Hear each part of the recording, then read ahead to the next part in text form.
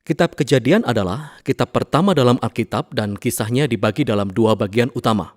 Pasal 1-11 menceritakan tentang kisah Tuhan dan seisi dunia. Lalu pasal 12-50 yang menyoroti dan mengisahkan tentang Allah dan satu orang lelaki saja, Abraham. Kemudian tentang keluarganya. Kedua bagian ini dihubungkan oleh sebuah kisah penghubung di awal pasal 12. Struktur kitab ini memberi kita petunjuk tentang bagaimana memahami pesan dari kitab ini secara keseluruhan dan bagaimana kitab ini memperkenalkan keseluruhan kisah dalam Alkitab. Nah, kitab Kejadian dimulai dengan Allah mengambil kekacauan dan kegelapan seperti yang dijelaskan dalam kalimat kedua dari Alkitab. Dan Allah menggantinya dengan keteraturan, keindahan, dan kebaikan. Dia menciptakan dunia di mana kehidupan bisa berkembang baik. Allah membuat ciptaan yang disebut manusia atau Adam dalam bahasa Ibrani. Allah menciptakan manusia sesuai gambarannya dalam kaitannya dengan peran dan tujuan mereka di dunia yang diciptakan Allah. Manusia diciptakan sebagai cerminan karakter Allah dalam dunia. Mereka ditunjuk sebagai wakil Allah untuk memerintah dunia atas namanya.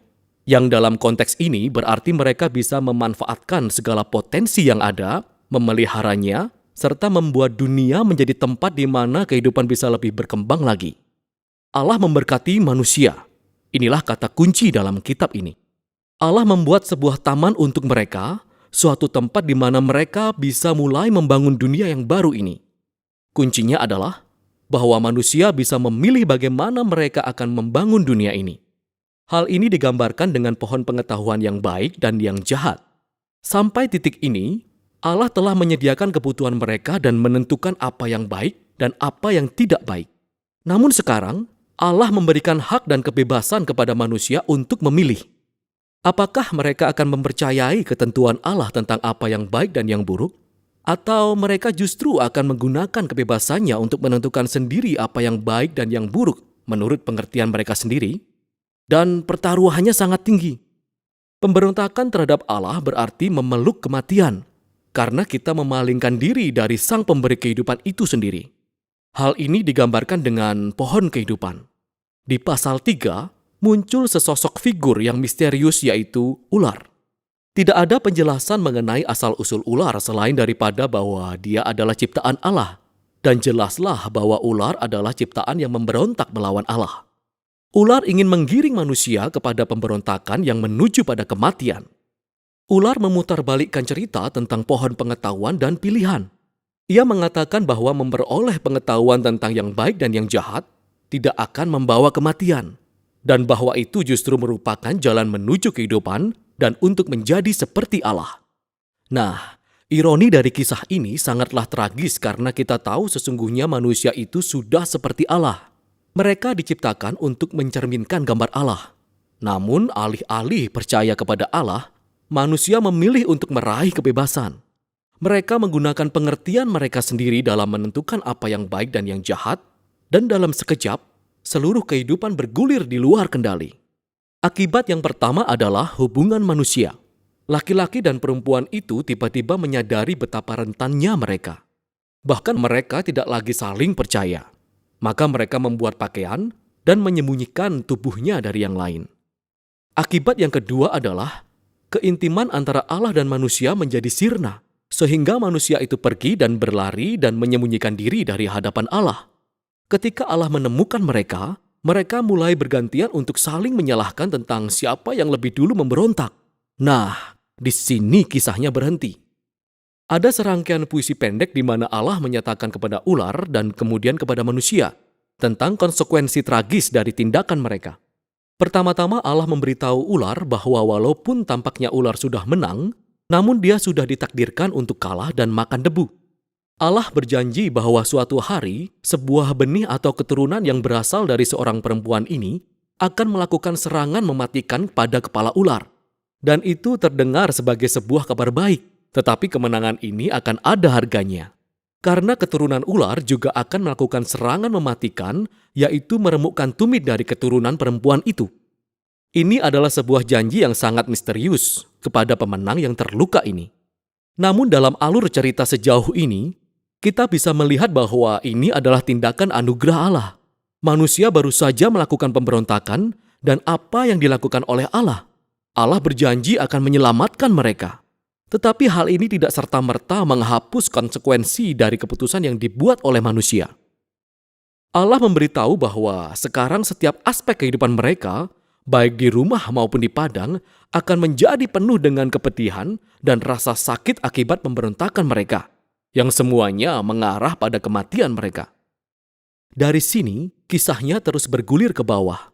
Pasal 3-11 memaparkan dampak yang semakin meluas akibat pemberontakan dan retaknya hubungan manusia dalam setiap level kehidupan.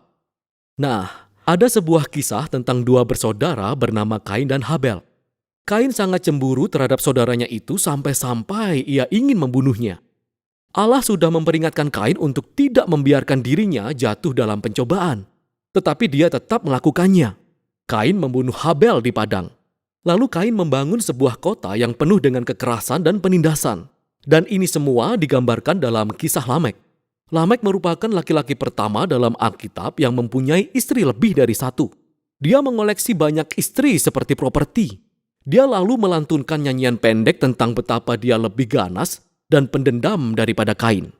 Setelah ini, kita mendapati cerita aneh tentang anak-anak Allah yang bisa merujuk pada malaikat jahat, atau juga bisa merujuk kepada raja-raja kuno yang mengaku bahwa mereka keturunan para dewa. Sama seperti Lamek, mereka juga mengambil istri sesuka hati mereka. Mereka juga memperanakkan Nefilim, yaitu para kesatria perkasa zaman itu. Apapun sudut pandangan yang benar, intinya adalah bahwa manusia membangun kerajaan-kerajaan yang memenuhi dunia ciptaan Allah dengan kekerasan dan semakin banyak kebejatan. Reaksi Allah adalah seperti yang tertulis di kisah ini. Hatinya hancur oleh duka mendalam. Manusia menghancurkan dunia baik yang diciptakan Allah dan mereka saling menghancurkan satu sama lain. Dan karena hasrat yang begitu besar untuk menjaga kebaikan dari dunia yang diciptakannya, Allah membersihkan kejahatan manusia dengan air bah. Tetapi Allah melindungi satu orang benar, yaitu Nuh dan keluarganya. Allah menugasinya untuk menjadi Adam yang baru. Allah kembali mencurahkan berkat ilahinya dan mengutus Nuh untuk keluar kepada dunia. Dan pengharapan kita melambung tinggi. Tetapi kemudian, Nuh pun mengalami kegagalan di sebuah taman juga. Nuh pergi dan menanami kebun anggur. Lalu dia mabuk dan kehilangan akal sehatnya.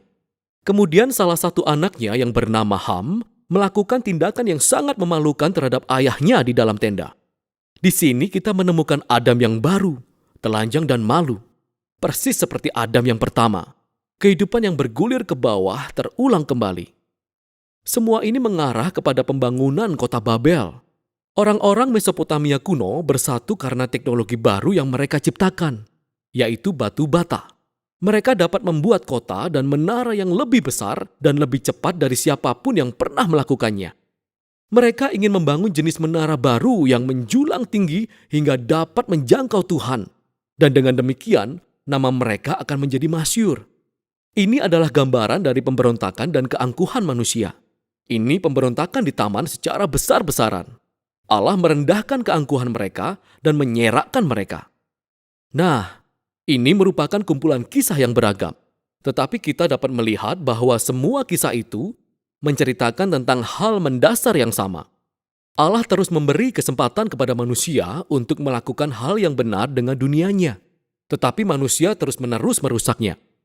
Kisah-kisah ini merupakan klaim bahwa sebenarnya kita hidup dalam dunia yang baik, namun kita telah merusaknya.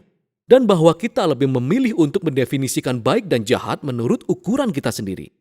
Kita semua ikut andil dalam rusaknya hubungan-hubungan di dunia ini yang mengarah kepada konflik dan kekerasan dan berakhir dengan kematian. Namun ada suatu pengharapan. Allah berjanji bahwa suatu hari nanti, seorang keturunan akan datang, pemenang yang terluka, yang akan menghancurkan kejahatan pada sumbernya. Walaupun kejahatan manusia sangat banyak, namun Allah bertekad untuk memberkati dan menyelamatkan dunia yang diciptakannya. Jadi pertanyaan besarnya adalah, apa yang akan dilakukan oleh Allah? Kisah selanjutnya, kisah penghubung itu, menawarkan jawabannya. Namun untuk saat ini, itulah kisah yang dipaparkan dalam Kejadian pasal 1-11.